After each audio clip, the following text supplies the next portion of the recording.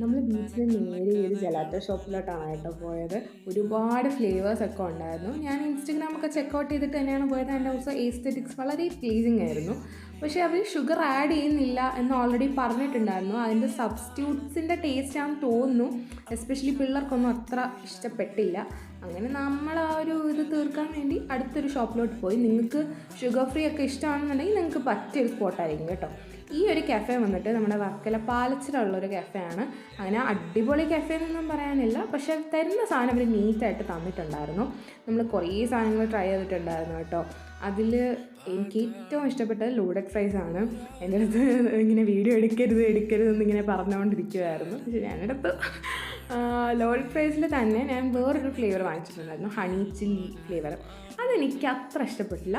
അല്ലാണ്ട് നോക്കുകയാണെങ്കിൽ അടിപൊളി കഫേയാണ്. നിങ്ങൾ എന്തായാലും ചെക്കൗട്ട് ചെയ്ത് നോക്കുക. അപ്പോൾ വേറൊരു വീഡിയോ ആയിട്ട് വരുന്നവരെ ബൈ.